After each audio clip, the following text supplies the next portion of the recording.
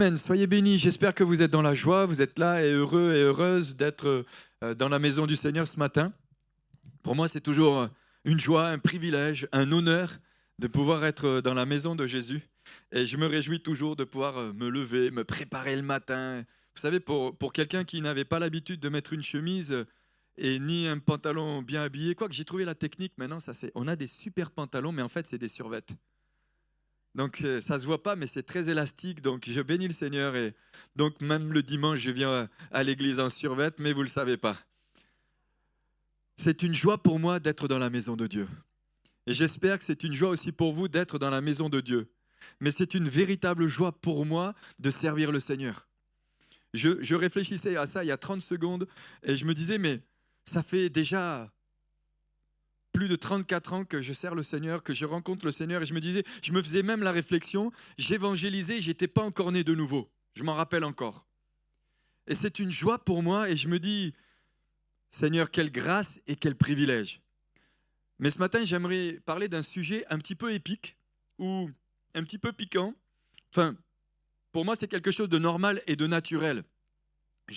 J'aimerais parler de quelque chose ce matin que j'ai parlé récemment à ceux qui étaient à la louange.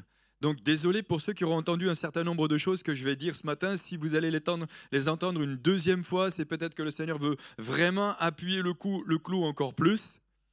Mais comme en plus il n'a pas été enregistré, donc du coup je me dis bon, c'est parfait. Le thème de mon message, c'est la consécration. Ça va ? La consécration. Nous allons voir plusieurs textes dans la parole de Dieu.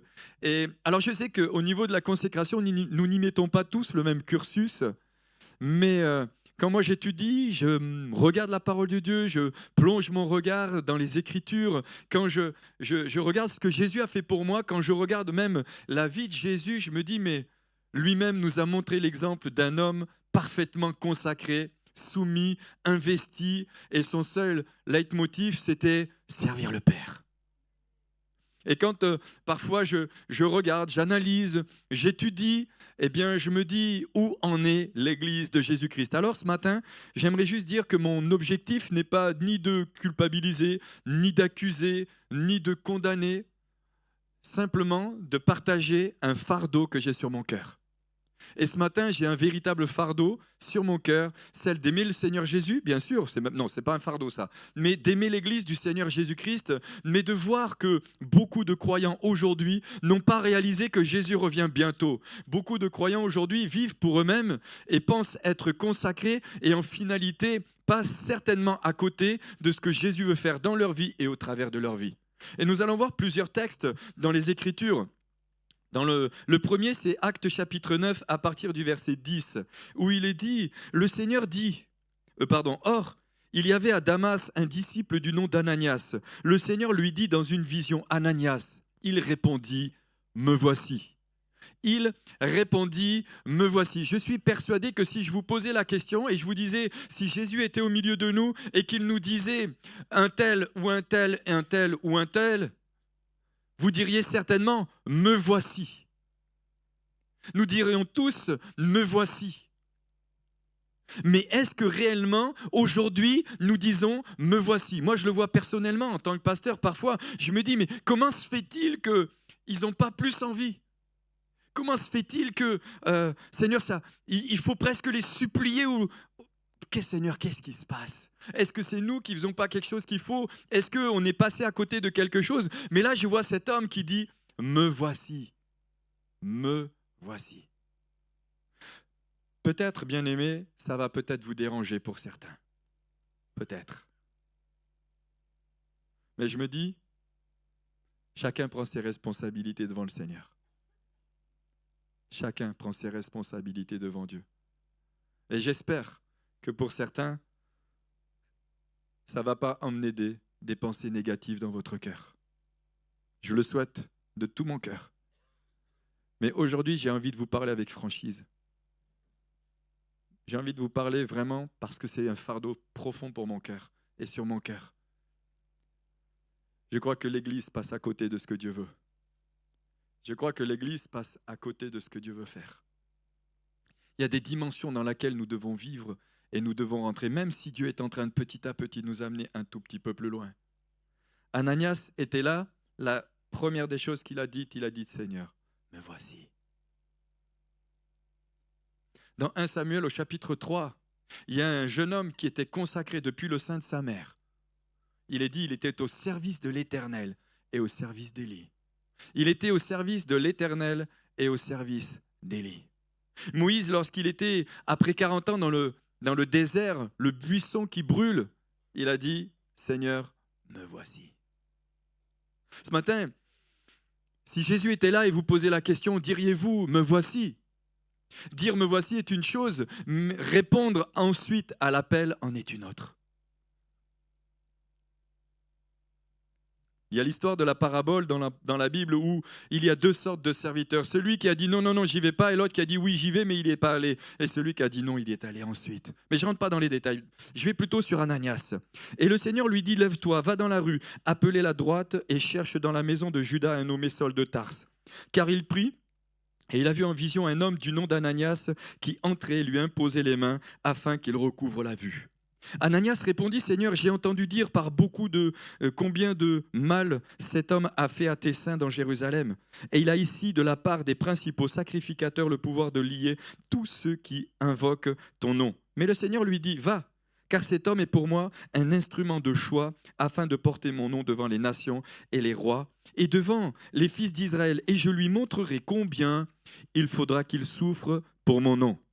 Ananias partit, et lorsqu'il fut arrivé dans la maison, il imposa les mains à Saul et dit, « Saul, mon frère, le Seigneur Jésus qui t'est apparu sur le chemin par lequel tu venais m'a envoyé pour que tu recouvres la vue et que tu sois rempli du Saint-Esprit. » Au même instant, il tomba de ses yeux comme des écailles. Il recouvra la vue, il se leva et fut baptisé.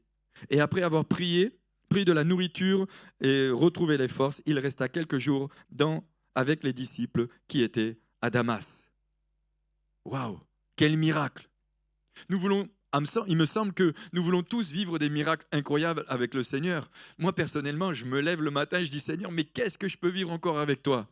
Et je l'ai raconté plusieurs fois, je le raconte encore. La semaine dernière, nous avons visité une église et lorsque nous nous sommes arrêtés sur une aire de repos, et il y avait Priscille qui était partie aux toilettes, et puis et d'un coup, ça a pris 30 secondes.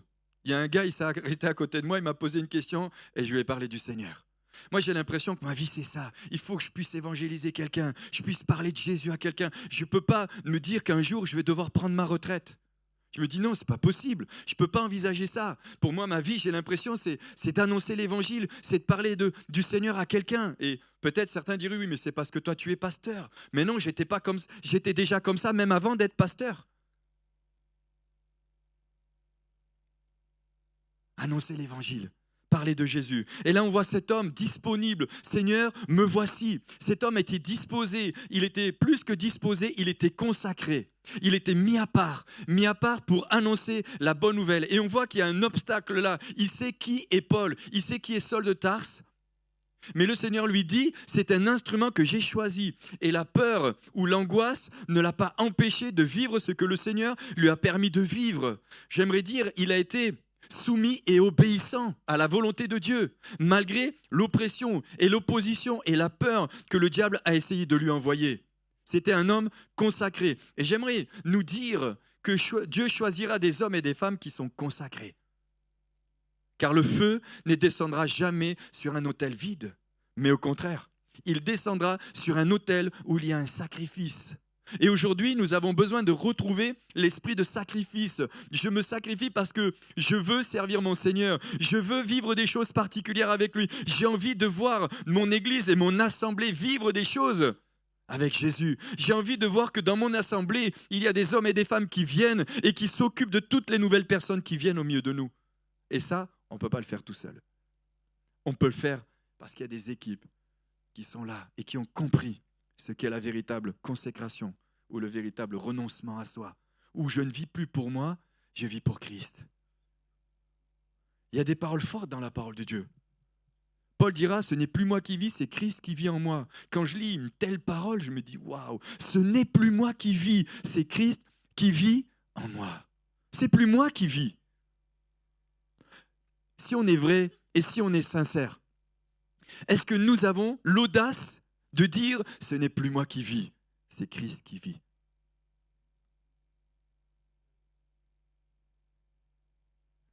Ça, c'est une véritable question à laquelle je ne peux pas répondre. Pour certains, j'ai peut-être des doutes. C'est plus moi qui vis, c'est Christ qui vit en moi. Parce que si Christ vit véritablement en moi, lorsque j'ai des choix, je ne fais jamais des choix qui vont dans mon sens. Je fais toujours les choix qui vont dans le sien. Toujours. Ça, c'est un défi. Dans 2 Corinthiens, chapitre 5, versets 14 et 15, il est dit « Car l'amour de Christ nous presse. » L'amour de Christ. Être consacré, c'est être rempli de cet amour qui nous pousse à un désir profond de le servir. Dans l'Apocalypse, il est dit « Ce que j'ai contre toi, c'est que tu as perdu ton premier amour. » Tu as perdu cet amour qui te presse. Parce que nous estimons que si un seul est mort pour nous, tous donc sont morts, et qu'il est mort pour tous, afin que ceux qui vivent ne vivent plus pour eux-mêmes, mais pour celui qui est mort et ressuscité pour eux. Il y a une dimension de compréhension que l'Église du Seigneur Jésus doit manifester. Nous avons besoin de la révélation de Christ.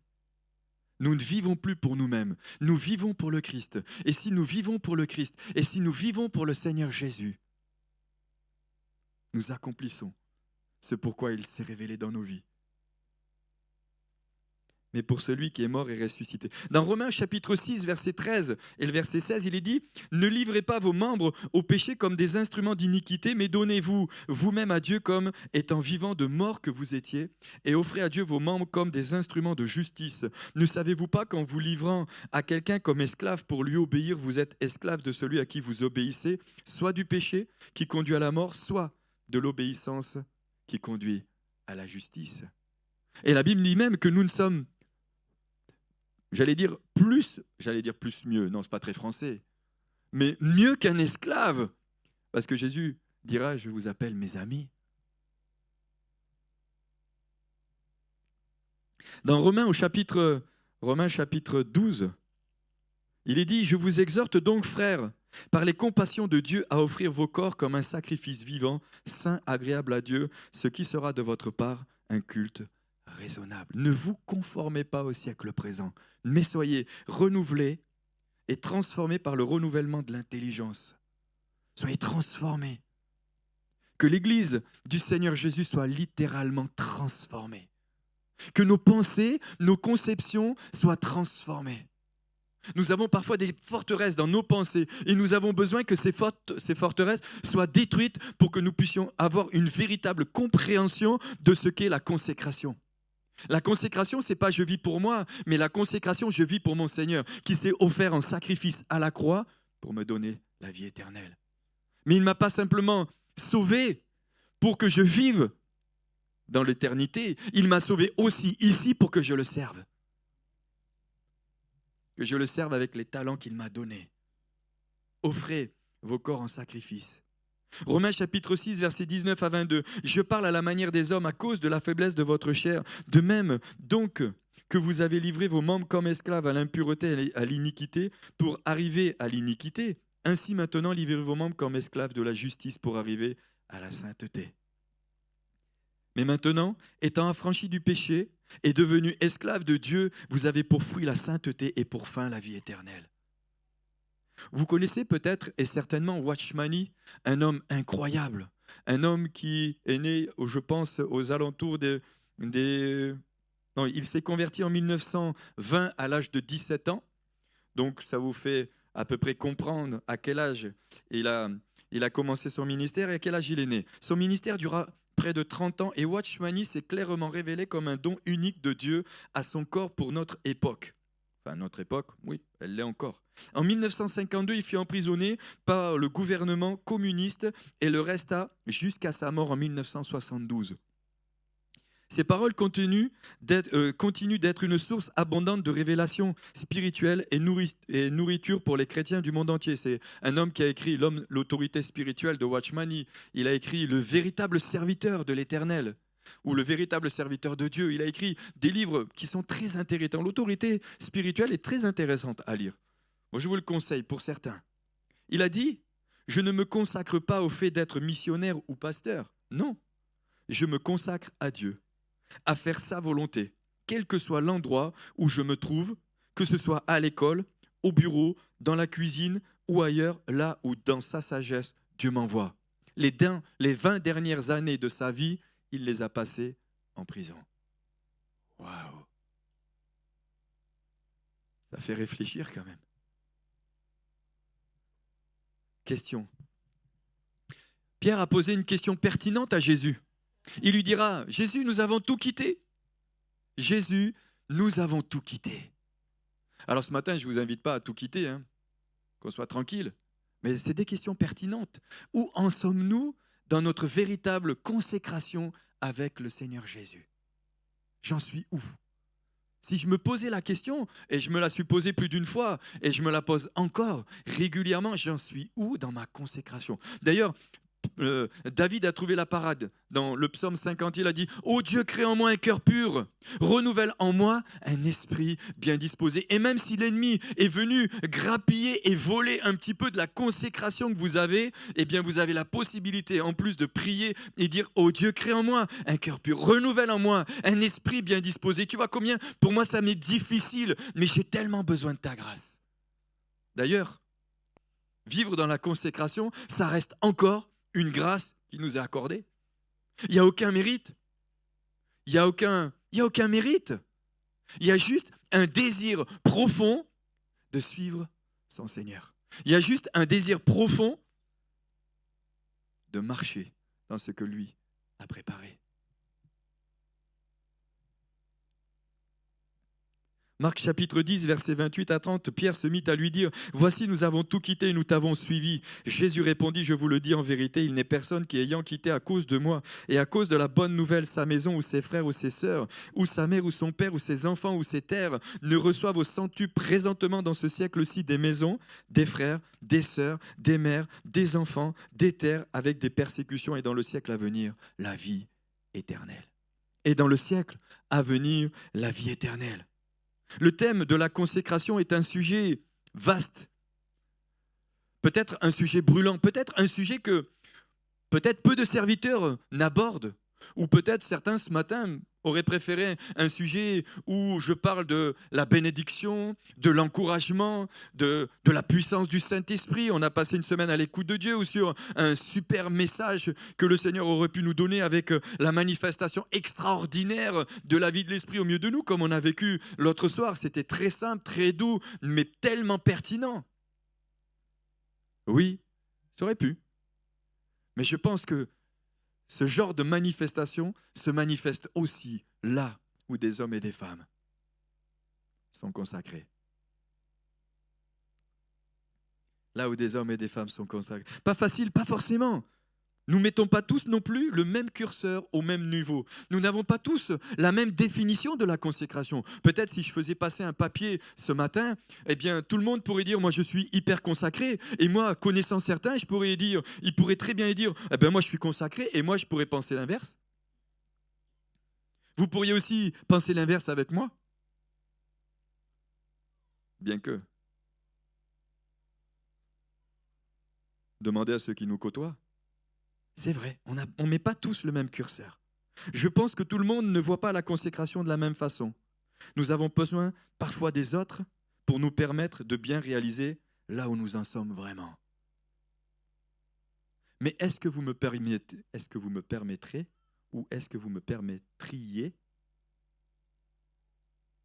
de vous dire là où je pense que vous en êtes?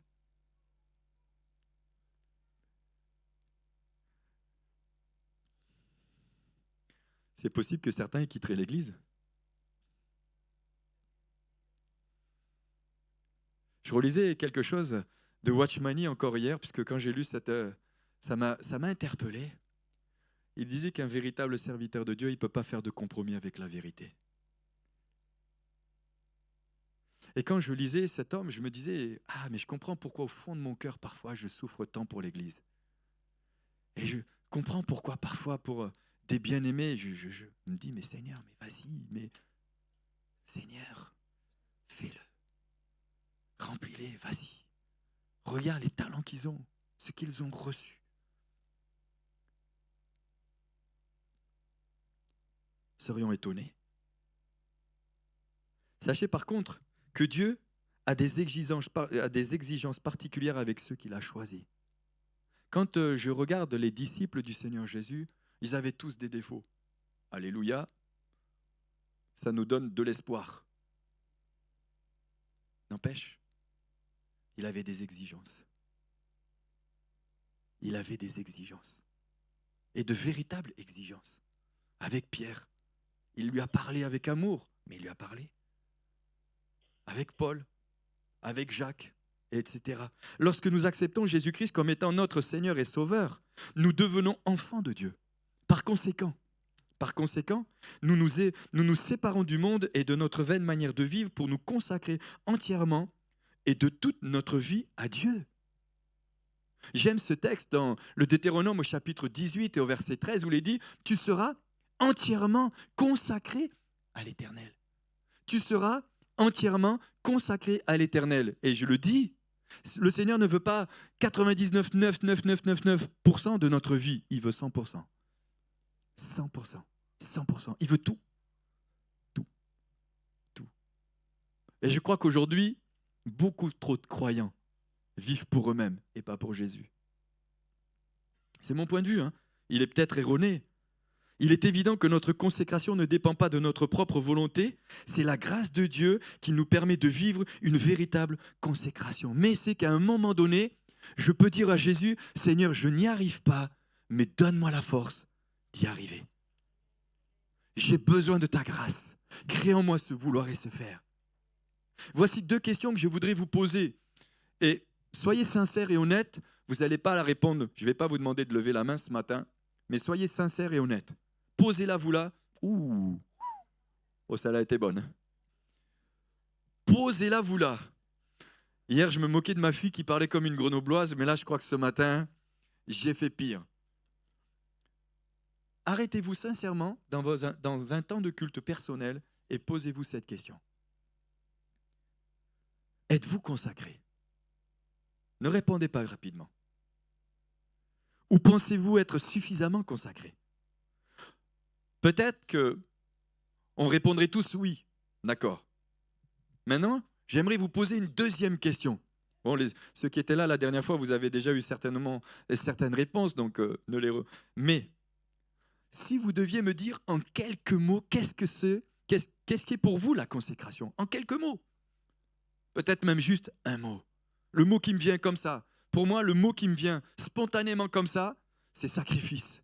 La consécration égale un sacrifice. Il n'y a pas de consécration sans sacrifice. Jésus lui-même était tellement consacré que le Père a dit, qui enverrai-je? Jésus a dit, moi. Ésaïe a dit, me voici. Jésus a dit, me voici. Et Jésus, le seul but que Jésus a eu en venant sur la terre, c'était de mourir sur une croix. C'est être l'agneau de Dieu qui ôte le péché du monde. Pour moi, la consécration, c'est suivre Jésus, c'est faire la volonté de Dieu, c'est obéir à la voix de Dieu, c'est obéir à la voix de Dieu. Alors, la dernière fois, j'ai raconté ça, j'ai remis ma phrase, hein. C'est que j'avais dit à Priscille, tu ne veux pas regarder si je n'ai pas fait 2-3 fautes? Bon, des fois, je fais plus que 2-3, mais bon, ça reste entre nous. Et elle m'a enlevé une phrase. Et elle était là, je dis, oh, pourquoi tu m'as enlevé une phrase? Elle me dit, tu as mis 2 fois la même. Je dis, non. J'ai mis voix avec un X et voix avec un E. Attention. Attention. Mais c'est vrai. Mais c'est vrai. Pour moi, c'est suivre sa voix. Mais c'est suivre sa voix aussi. Je vais plus loin. C'est être là où Dieu me veut, c'est être esclave du Seigneur, c'est se rendre disponible, c'est offrir son corps en sacrifice, c'est offrir sa vie avec Dieu, c'est laisser la première place à Dieu dans notre vie. Il doit passer avant ma famille, et là je fais une petite parenthèse, je le pense, je le dis Tant pis si... Hein, mais des fois, j'entends d'abord Jésus, ensuite ma famille, après l'Église. Ben non, moi, je pense que ça ne va pas ça. C'est pas comme ça. Il manque un truc. Moi, je pense que ça ne joue pas comme ça. C'est pas... C'est d'abord Jésus. Mais l'apôtre Pierre dira, nous avons tout quitté. Le Seigneur lui dira, mais ah oui, mais il a quitté sa femme, il a quitté... À un moment donné, tu peux prendre un temps pour servir le Seigneur.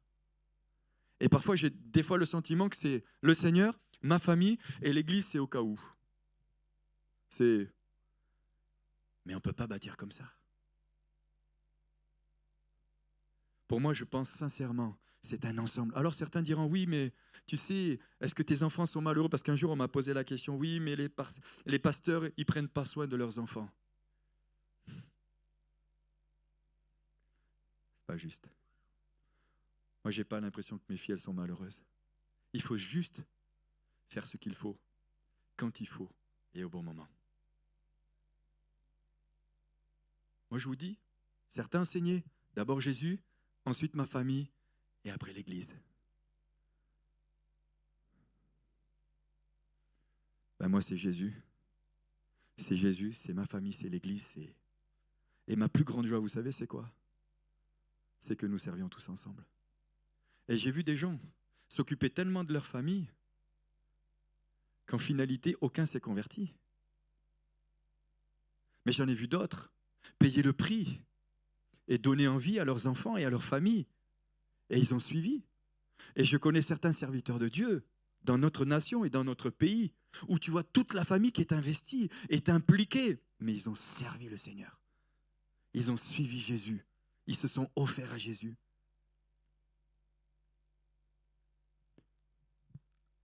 Réfléchissez à cette question. Vous avez le droit de penser le contraire. On n'est pas dans une secte. Vous avez le droit. Vous avez le droit de penser Jésus, ma famille et l'Église.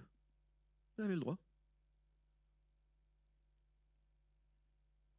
Mais la femme que Dieu t'a donnée, c'est lui qui te l'a donnée. Ou le mari qui t'a donné, c'est lui qui t'a donné. Les enfants qui t'a donné, c'est lui. Mais il va te demander des comptes aussi, comme il me les demande à moi. Il va nous demander des comptes sur la manière dont j'aurais géré les choses. Est-ce qu'on est prêt à simplement poser la question, Seigneur, comment toi tu vois les choses? Pas comme moi je les vois ou comme moi j'ai envie de les voir ou pas comme moi j'ai envie de les interpréter. Vous savez, je me dis, on va tous arriver dans le ciel. Mais imaginez que Jésus, là, je sens que c'est une parole. Imaginez Jésus vient demain. Tu arrives devant Jésus et tu vas lui dire, ah mais Jésus, ah mais j'ai pas eu le temps, tu es revenu trop vite. Et lui, mais moi, je devais revenir. Et toi, mais tu dis, mais moi j'étais prêt, Jésus. J'attendais juste que ça et ça et ça et ça, et puis ça soit fait. Et on te dira, mais moi j'avais besoin de toi maintenant. C'est maintenant que j'ai besoin de toi. C'est pas demain. Mais vous savez, le meilleur témoignage pour nos familles, pour nos proches, c'est nous-mêmes. C'est nous-mêmes. Et j'aimerais vous dire que nous allons enfanter ce que nous sommes. Nous enfantons ce que nous sommes.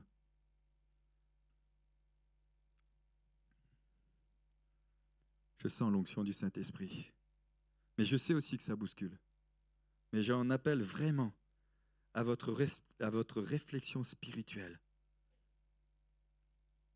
à votre maturité spirituelle et à vous placer devant Jésus en ayant une véritable, j'allais dire, pensée, en disant, quand on parlait de cette semaine sur l'écoute de Dieu, la première chose pour pouvoir entendre la volonté de Dieu, c'est accepter la souveraineté de Dieu dans nos vies. Jésus n'est pas simplement notre sauveur, il est notre Seigneur. On aime tous les films de Robin des Bois où il y a des seigneurs et des machins. Quand un seigneur a des sujets, il a de véritables sujets. Être sous la seigneurie de Jésus. Daniel 1,8 dira, Daniel résolut de ne pas se souiller par les mets du roi et par le vin dont le roi buvait, et il pria le chef des eunuques de ne pas l'obliger de se souiller. Dans quel domaine de notre vie devons-nous nous consacrer? Quel domaine? Écoutez bien, tous. Il n'y a pas un seul domaine dans notre vie où nous ne devons pas être consacrés. Tous les domaines de nos vies, nous devons les soumettre à la Seigneurie de Christ. C'est-à-dire notre esprit, notre âme et notre corps. Dans ce que je regarde, dans ce que j'écoute, dans ce que je dis, dans ce que je touche, dans ce que je fais, dans les décisions que je prends ou dans les décisions que je dois prendre. Dans toutes les orientations de ma vie, dans les alliances que je contracte aussi. D'ailleurs, j'ai parlé de ça dernièrement. Même dans les alliances que je contracte. En tant que croyant, on ne se marie pas avec n'importe qui. Je sais que ça choque, ça dérange. Mais moi, j'ai du mal à concevoir que le Saint-Esprit va aller me chercher une païenne pour se marier avec moi. J'ai du mal à le concevoir. Ce n'est pas le Saint-Esprit. C'est moi qui fais des choix. Ou c'est toi. Et ça ne veut pas dire que Dieu n'aime pas la personne ou que Dieu n'a pas de compassion ou de miséricorde à quelqu'un qui a fait ses choix. Si. Et ça ne veut pas dire que Dieu ne veut pas que la personne se convertisse. Si. Mais ta consécration, elle va en pâtir. Parce que tu vas vivre des luttes et des combats que d'autres n'auront pas. Et ça ne veut pas dire que tous les couples chrétiens, c'est tip-top. Ce n'est pas ce que je dis non plus. C'est déjà pas simple. Mais autant démarrer comme il faut. Bon, j'avance, ce n'est pas le thème, vous pourrez écouter les messages. Qu'est-ce que la consécration selon le dictionnaire? Le mot consécration veut dire l'action de donner à quelqu'un. L'action de donner à quelqu'un quelque chose, une place éminente ou sacrée. Action de consacrer, de dédier à Dieu. Dans le dictionnaire biblique, il est dit acte par lequel une personne ou un sujet sont séparés pour le service et le culte de l'Éternel. Tout premier-né des hommes et des animaux était consacré à Dieu. Vous pouvez lire Exode chapitre 13, verset 2. La race entière d'Abraham devait être un royaume de sacrificateurs et de nations saintes. Et 1 Samuel chapitre 3, nous voyons, chapitre 1, mais Anne était stérile. Elle dit, si simplement tu me donnes un fils, je le consacrerai à l'Éternel. Samuel, il n'a rien demandé. Il n'a pas demandé. Regardez au chapitre 3, il dira, il servait l'Éternel et Élie, il n'a rien demandé. Mais nous qui sommes en Christ et que nous avons la bénédiction et nous sommes devenus le temple du Saint-Esprit, nous sommes consacrés aussi. À nous de vivre cette consécration. Vous pourrez lire encore, dans un sens plus immédiat, la tribu de Lévi et de la famille d'Aaron étaient mise à part pour le sacerdoce. Ils étaient mis à part. Tous ceux qui naissaient dans la tribu de Lévi, ils étaient mis à part. Ils dormaient même autour du tabernacle. C'est eux qui le démontaient et qui le reconstruisaient. Il y en a plein à qui on n'a jamais dit « Est-ce que tu veux bien remonter le tabernacle ?» Nous, des fois, on demande « Il faut qu'on supplie les personnes pour… » Des fois, je me dis « Seigneur, mais ils n'ont pas compris que c'est toi qui serves. » Exode chapitre 29, verset 9, vous pourrez lire aussi, et tout le service du sanctuaire. Lévitique chapitre 8, verset 33, Nombre 3, 13, et puis Exode chapitre 29, verset 9. Pourquoi être consacré? Premièrement, la consécration permet à Dieu de nous utiliser. La consécration permet tout simplement à Dieu de nous utiliser. Moi, je veux que Dieu m'utilise. Ah, je vous le dis, je veux que Dieu m'utilise. Mais pas simplement de 9h30 à midi le dimanche matin. Ni le mardi soir de 18h30 à 20h. Je veux qu'il m'utilise 24 heures sur 24. Toutes les fois où Jésus a l'occasion de m'utiliser, je dis Seigneur, je veux que tu m'utilises.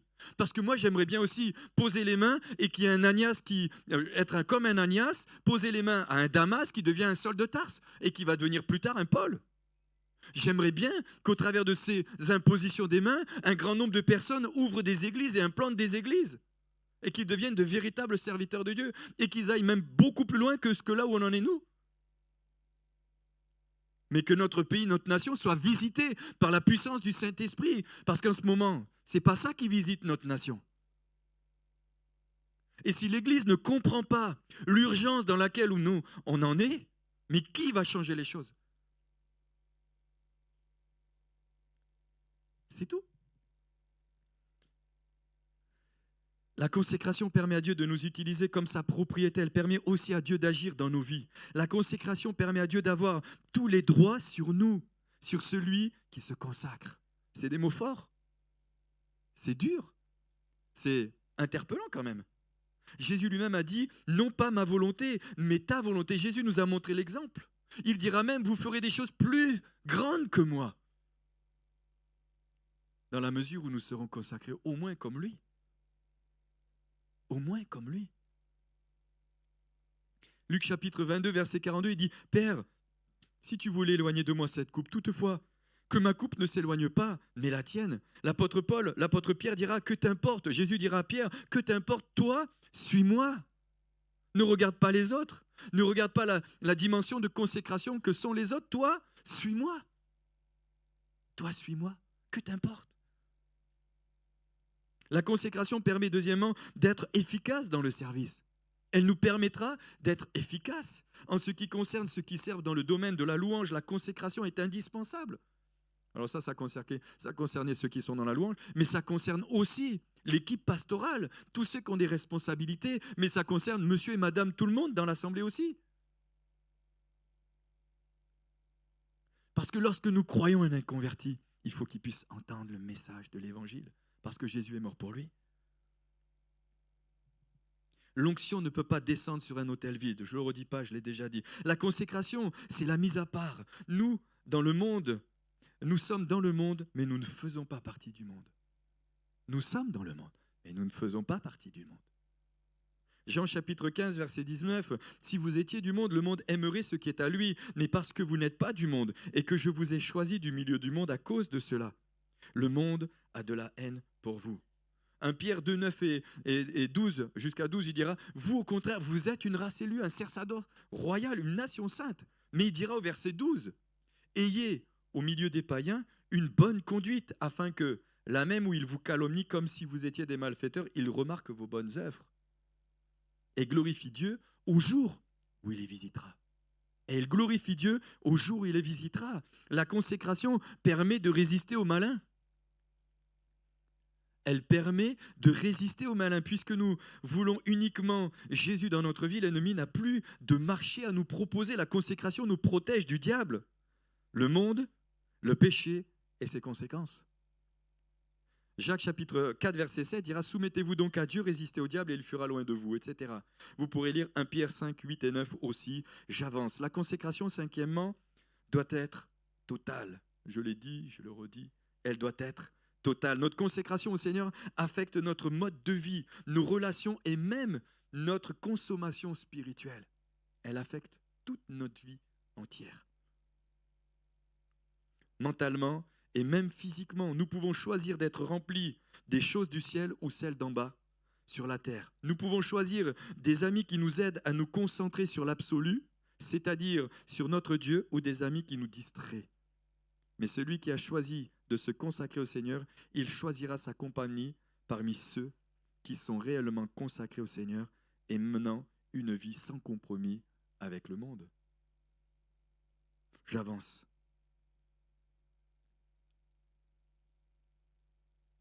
Colossiens chapitre 3, verset 1 à 31. « Si donc vous êtes ressuscités avec Christ, cherchez les choses d'en haut, où Christ est assis à la droite de Dieu. Affectionnez-vous aux choses d'en haut et non à celles qui sont sur la terre, car vous êtes morts et votre vie est cachée avec Christ en Dieu. » Sixièmement, la consécration, c'est aussi être un véritable modèle pour les autres. C'est être un modèle pour les autres. Les gens de votre entourage vous regardent. Parfois, on ne se rend pas compte. On ne se rend pas compte du modèle pour ceux qui nous entourent. Nous sommes un modèle. Et parfois, c'est étonnant. Je me rappelle encore, je l'ai vécu et je me rappellerai, je travaillais avec un ami, il était musulman. Et on travaillait la nuit, c'était à l'époque où je travaillais dans le sud, et je travaillais dans une entreprise, et je travaillais la nuit, et un jour, la nuit, il vient par derrière et il me touche avec ses deux mains sur mes épaules. Et il me dit, au moment où je t'ai touché, il y a quelque chose qui m'a traversé. C'était quelque temps après, je balbutiais la guitare, je savais jouer 3 notes. Je vais voir ma frangine, je lui joue 3 notes que je savais jouer. Pareil, elle me dit, il y a quelque chose qui m'a traversé. Ils verront qui nous sommes. J'ai vraiment beaucoup de choses à dire, mais j'avance. Soyez des modèles dans la prière, dans la louange, dans l'adoration, dans le travail, dans votre foyer, dans votre maison, dans l'église. Je dis juste, il n'est pas non plus question de négliger ni sa femme ni ses enfants, qu'on soit bien d'accord. Ne dites pas le pasteur il a dit ou Manu il a dit qu'il fallait que... Non, c'est pas ce que j'ai dit non plus. Il est dit que celui qui ne prend pas soin de sa famille n'est pas digne non plus. Mais parfois on prend tellement soin de sa famille qu'on ne prend plus soin de Jésus. Bon, je reviens. 2 Corinthiens chapitre 8 verset 5. Ça c'est un verset qui m'a interpellé. Ça m'a rappelé des souvenirs de ce que nous on a vécu. 2 Corinthiens 8,5, il est dit « Et non seulement ils ont contribué comme nous l'espérions, mais ils se sont d'abord donnés eux-mêmes au Seigneur, puis à nous par la volonté de Dieu. » Ils se sont donnés au Seigneur, mais ils se sont donnés aux apôtres. Je me souviens un jour, on était avec Priscille, peut-être je l'ai déjà dit, je le redis, hein, mais Pierre Truchel vient nous voir, il nous dit « Écoute, on a besoin de quelqu'un qui puisse reprendre l'école biblique au Tchad, à N'Djamena. Est-ce que vous êtes d'accord d'y aller ?» On était prêts à partir avec Priscille. On était prêts. On allait partir. Bon, à N'Djamena, ils ont dit non, ils avaient prévu quelqu'un d'autre. Mais on était prêts à partir. Quand Pierre Truchel est venu me voir, c'est un ministère apostolique, c'est un père pour nous, il vient me voir, il me dit, ça serait bien que tu ailles en Afrique. Je suis parti en Afrique. On est parti. On s'est offert au Seigneur. On a construit une pharmacie, on a vécu des choses incroyables. J'ai vécu des choses que je n'ai pas vécues ici et que je ne vivrai jamais ici.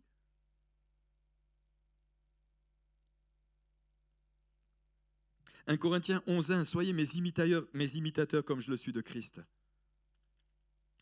J'avance. Ouais, je pense que je n'aurai pas le temps de tout finir, mais quand même. Dans l'un des livres, Shirk Swindoll raconte, alors que je faisais partie du corps des Marines des États-Unis, un vaisseau de transport de troupes nous amena jusque sur le sol japonais. Et plusieurs d'entre nous, c'était la première visite que nous faisions dans un pays étranger. Nous débordions d'enthousiasme. Notre commandant de compagnie nous demanda de nous rassembler. Puis il nous dit, « Souvenez-vous que pour la première fois de votre vie, vous êtes des étrangers. Ce pays, cette culture ne sont pas les vôtres. Vous êtes ici en minorité. Ce ne sont pas vos concitoyens et ils ne parlent pas votre langue. Ils ne connaissent rien de votre patrie et à part ce que vous leur montrez, comportez-vous de manière à ce que les Japonais se forment une bonne impression de votre pays. Comportez-vous de façon à ce que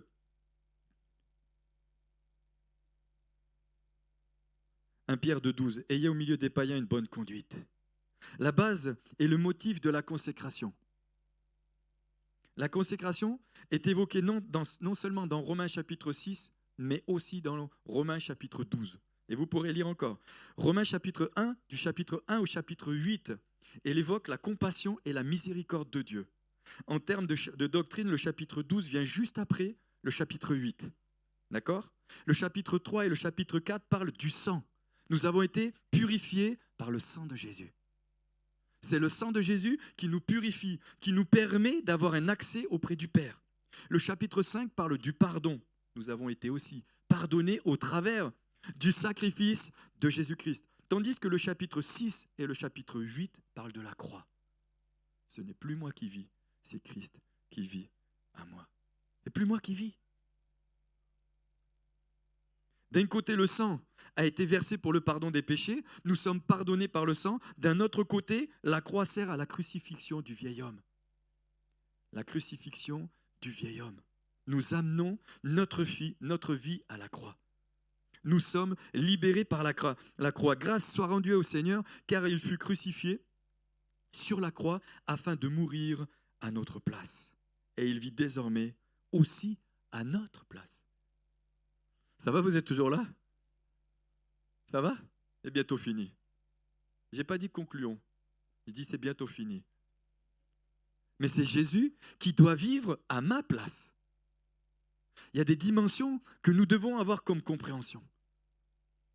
C'est pourquoi on lit dans Romains chapitre 8, verset 29, « Car ceux qu'il a connus d'avance, il les a aussi prédestinés à être semblables à l'image de son Fils. » Semblable à l'image de son Fils, afin que son Fils fût le premier-né d'entre les frères. Dans Romains chapitre 6, verset 16, parle d'un principe de consécration extrêmement précieux. Je vous prie de vous rappeler que nous ne sommes pas les esclaves de Dieu simplement parce que nous avons été achetés. Ne savez-vous pas que si vous vous livrez à quelqu'un comme esclave pour lui obéir, vous êtes esclave de celui à qui vous obéissez. Mais l'esclave qui devient esclave est une chose, mais l'esclave qui devient esclave par sa propre volonté en est encore une autre. Ce n'est pas la même chose. D'une part, nous sommes ses esclaves car il nous a achetés, mais d'autre part, nous sommes ses esclaves parce que nous avons choisi de l'être. Mais en ce qui concerne notre expérience, nous ne devenons ses esclaves qu'après être consacrés à lui. Romains 6 nous dit que nous dit de nous consacrer, c'est-à-dire de consacrer nos membres à Dieu, tandis que Romains 12 nous dit de lui consacrer notre corps. D'un côté, c'est les membres, d'un autre côté, c'est le corps, c'est-à-dire c'est la totalité. Ce n'est plus moi qui vis. Je vois des têtes qui se baissent au fur et à mesure. Non mais, souriez, c'est pas vous qui êtes filmé.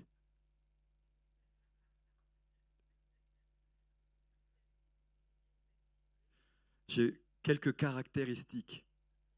Quelles sont les caractéristiques de la consécration? Écoutez bien. Premièrement, l'obéissance à la volonté de Dieu. L'obéissance. Deutéronome 28, 12 et 13, il dira, lorsque tu obéiras au commandement de l'Éternel ton Dieu, il dira, je fais de toi la tête et non la queue.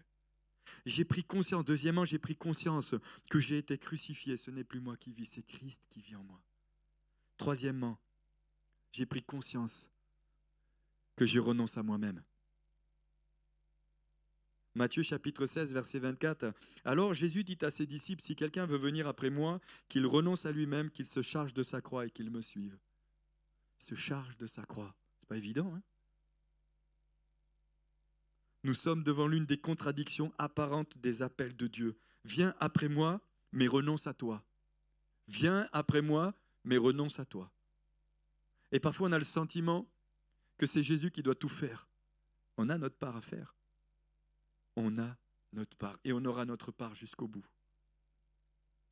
C'est le point de départ de toute vie chrétienne et de tout service, car Christ n'est pas venu apporter une amélioration à l'homme, mais sa condamnation absolue, et pourtant il lui demande de servir Dieu. Renoncer à soi, que l'on peut définir comme l'action d'abandonner sa personne ou ses biens à l'autorité d'une autre personne, de donner son pouvoir, son objectif et ses plans. Ses plans, ses objectifs. C'est pas évident, hein? Est un acte réfléchi, intentionnel, une réponse quotidienne au Saint-Esprit. Saint-Esprit, sers-toi de nous. Ok. Renoncer à soi est l'un des plus grands défis de foi auxquels nous sommes tous confrontés. Mais étape par étape, Dieu va vous préparer à être complètement à lui, à être totalement engagé dans ses buts pour sa vie, pour votre vie. Et puis j'arrive effectivement à la fin. Se renoncer, c'est faire abnégation complète de soi-même. Ceci en faveur de la cause ou de la personne que l'on sert. La Bible nous donne exemple de deux renoncements. Il y a d'un côté Moïse, d'un autre côté, on voit Paul, Saul de Tarse. Watchmani a dit « Beaucoup de difficultés surgissent dans les églises parce que les chrétiens sacrifient volontiers la vérité que leur propre intérêt personnel. » À réfléchir. Cinquièmement, je cours vers le but pour remporter le prix de la vocation céleste de Dieu. Courons-nous pour remporter le prix. Courons-nous pour remporter le prix. Tout ça, il y a des versets, je pourrais donner cette étude que j'ai faite. Pierre dira, nous avons tout quitté. Nous avons tout quitté. Septièmement, ils se sont donnés aux apôtres. Je le redis. J'aime aussi le 8e point où Paul dira, j'ai laissé Tite en Crète. Je t'ai laissé en Crète afin que tu établisses.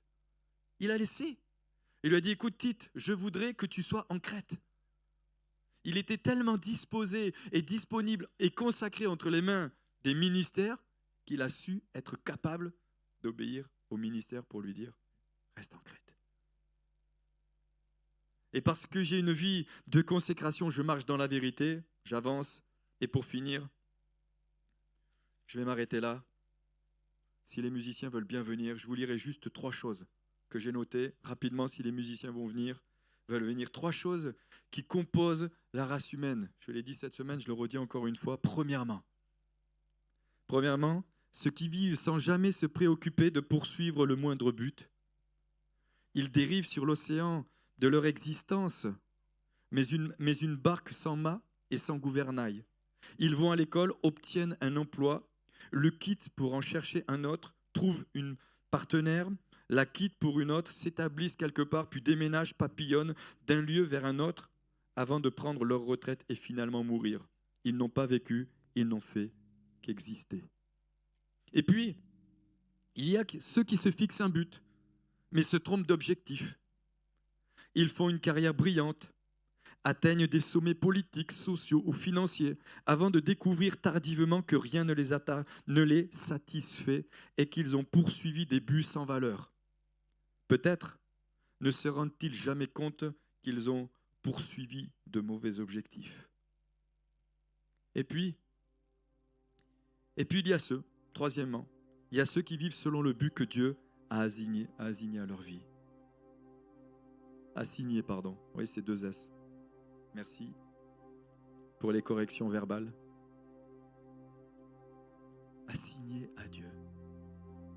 Ils savent pourquoi Dieu les a créés, pourquoi il les a placés à tel endroit, et ont découvert ce qu'il attend d'eux. J'aime ça. Si tu es là, tu n'es pas un hasard. Si tu es avec moi, ce n'est pas un hasard non plus.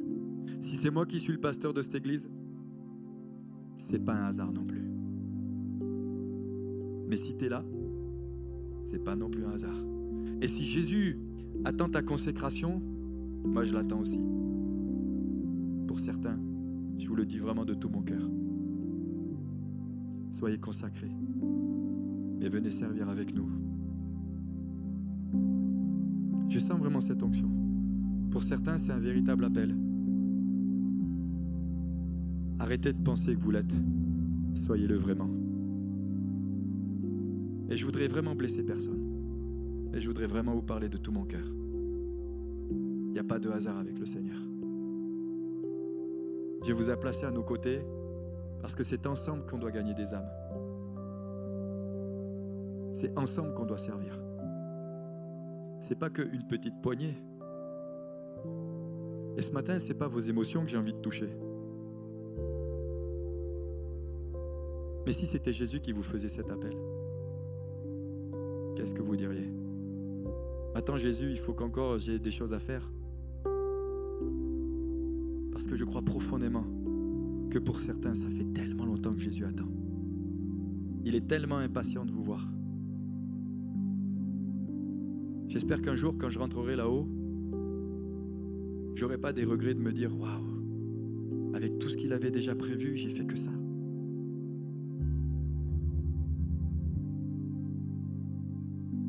Jésus vous appelle, parce que Jésus nous appelle à le servir. Il est dit, ils se sont donnés au Seigneur, mais ils se sont donnés aussi à nous. Et pour certains, nous avons véritablement besoin de vous. Alors on attend, on prie, on jeûne, on vous attend encore, on prie encore, on jeûne. Et j'ai remarqué une chose, c'est que si on attend trop, c'est possible parfois que le Seigneur il utilise quelqu'un d'autre. Est-ce qu'on peut se lever un instant? Seigneur, étends ta main. Je redis ce troisième point. Ceux qui vivent selon le but que Dieu a assigné à leur vie, ils savent pourquoi Dieu les a créés, pourquoi il les a placés à tel endroit, et ont découvert ce qu'il attend d'eux. Est-ce qu'on peut fermer nos yeux?